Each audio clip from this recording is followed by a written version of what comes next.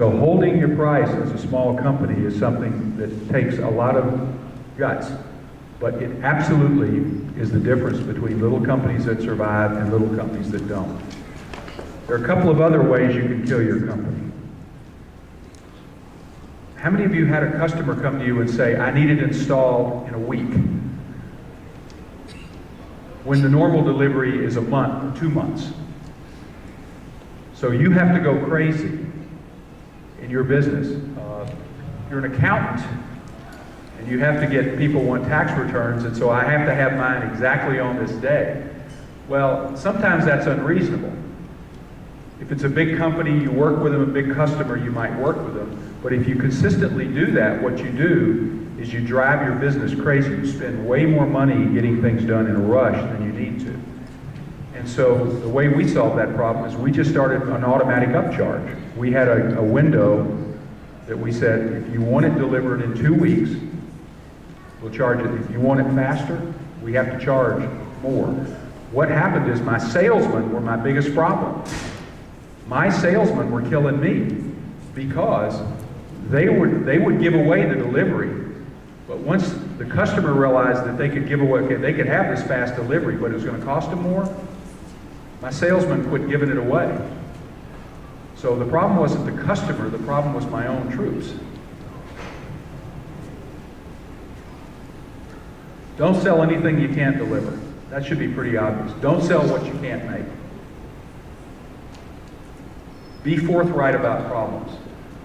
How many of you feel your customers and you and your businesses have excellent relations? This doesn't just go for small. This is salesmen. This is all of you. Do you feel like you have really strong relationships with your customers? I see some nods. And you're probably right. One of the bases, even if you have a problem, the faster you get to someone with a problem, you make it shoot out. Is that, you know that expression? You know, they may yell at you a little, but if they know about it fast enough, they yell, they get over it, and you fix the problem. But if they have to call you to find out why you haven't delivered your service or product, then you're in big trouble. Because then they think you're dishonest. And you can't afford that. Dishonest is the last, that's the killer of all business. So, after using all those techniques to try and squeeze every last nickel out of your business, let's say you still want to raise money. So let's talk about how to pitch your company, process, formats, and then how people look at me. This process is pretty typical, whether an angel, it's a little different with friends and family because they probably do the screening and the investment presentation over dinner because they're eating at your family home or they're friends of yours and you're out having a beer or whatever.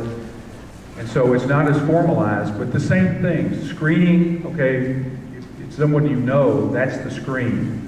If it's someone like me that you don't know, the screening is I get a call, is it interesting to me, or someone, or a venture firm. Venture firms will receive as many as 500 requests a month, and they have to screen those. If they like it, the initial, then you send in a business plan, and they look at it, and then you have a presentation where you talk about your business, and we'll talk about that a little more in a minute. Then you have months of follow-up discussions and meetings while they look at your business. The last step, once they decide that they're really pretty interested, is due diligence. They'll call people you know, they'll call your customers, they'll call your suppliers. They'll want to find out as much about what you're doing. They'll go to your job sites. They'll understand everything about your business. And then finally, they'll sign legal documents and close. Let's talk about the business plan. There are four, they're probably pretty obvious. How many of you have been introduced to this kind of a concept before about how to present? How many have seen this sort of thing before? 3 or 4. I'm seeing in this crowd, I only get half hands. We are shy in nature. That's where Chinese. We are shy in nature. Shy in nature. I've been to China many times. I didn't find many shy people there. Elevator pitch. This is something we all do in life over everything. When it's about 15 seconds, maybe as much as a minute, It was so named because you get on an elevator with someone, they say, "What do you do?" Well, you've got probably, depending on the height of the building, 15 seconds to a minute to talk about what you do or who you are. We do those all the time. I meet people here and I say, "What do you do?" And you'll give me a 10, 15-second pitch. The idea, if you're trying to raise money, is to just get the idea out there, this is what I do, and figure out if there's any interest. An executive summary is a 1 to 4 page, usually I like it about 1 page long, that really captures the essence of what you do. It's kind of an elevator pitch in a 1-page format. This is a PowerPoint presentation. Okay, you've all seen PowerPoint presentations. Thank you, Bill Gates and Microsoft. You cover the whole plan. You cover the market. You cover how you're going to reach the market. You cover the needs you have to get there. You cover your competition. It's pretty involved. Usually they're half an hour in length and 15 minutes of questions. A full business plan can be 20 to 50 pages. If you're going to raise 10 or $20 million, I've done business plans that were a couple hundred pages long, but they had a lot of attachments about the market and the growth and things like that. So a lot of it came from other sources.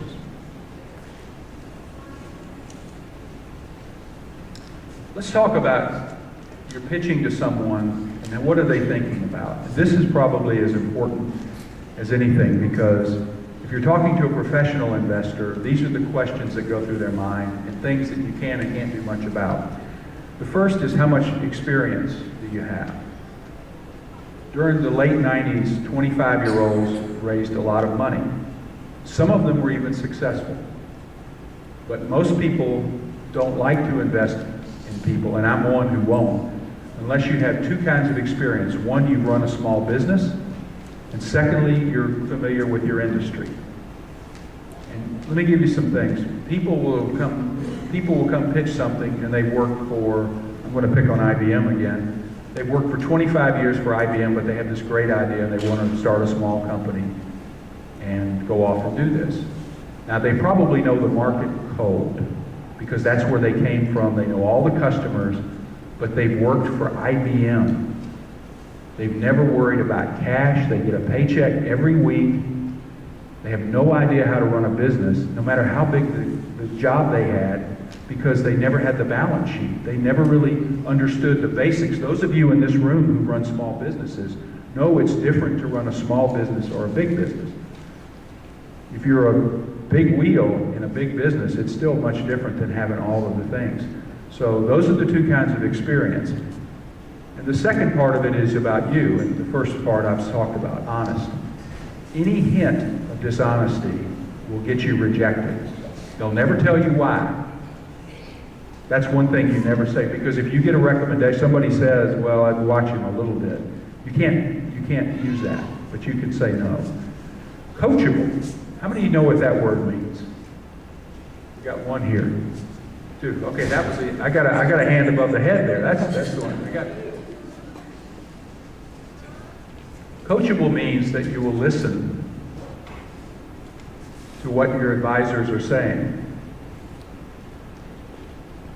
You may not act on the advice, but you take it under consideration.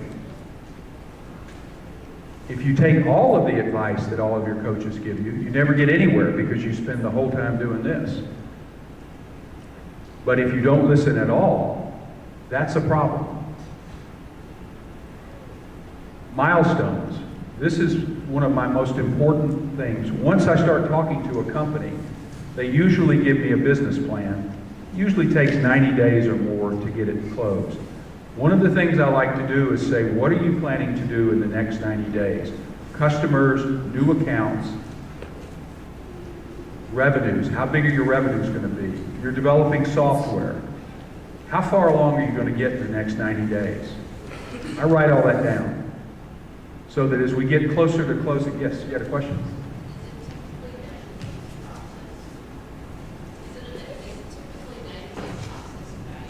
Yes, it's about a 90-day process. If you're getting a venture capital firm to close, it might take